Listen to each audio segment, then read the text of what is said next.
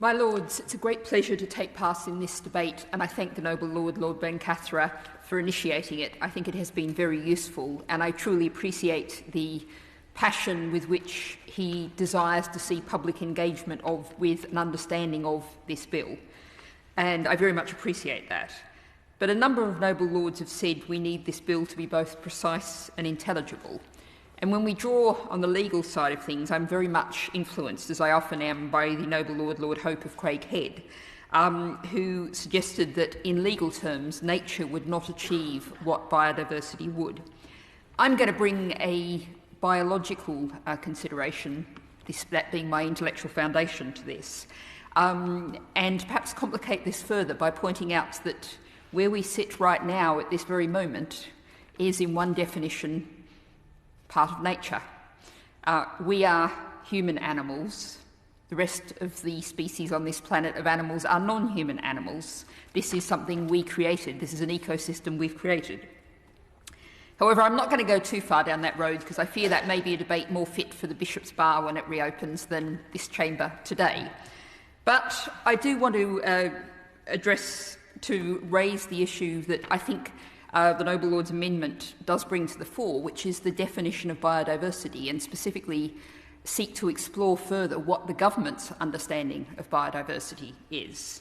And I can actually also address some questions that have been raised. The question is, where did this term come from? And the noble lady, Baroness McIntosh of Pickering, suggested that some things are called biological diversity and some things are called biodiversity.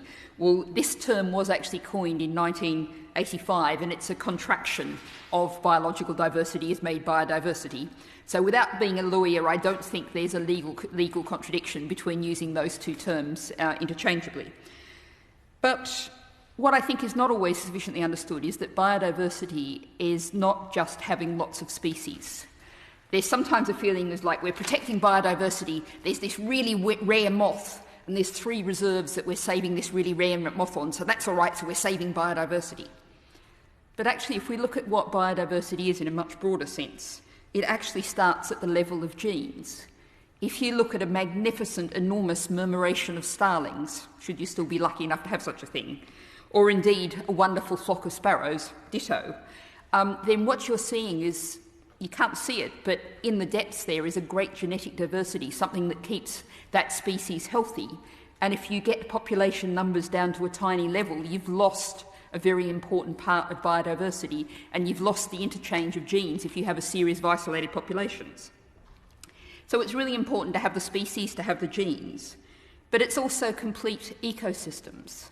These are systems like savanna, like woodland, that have developed over billions of years, that have complex interrelationships and interrelate to their physical environment. And that is all biodiversity as well.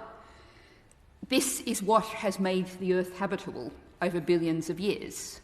This is what some people call Gaia. And to look at this perhaps in a way that your Lordship's House, those of a more literary bent, might find familiar, this is actually a library of life. It's a library of ideas. It's a library of ways of interrelating. And it has been said that what we're doing by destroying biodiversity is burning through the library of life.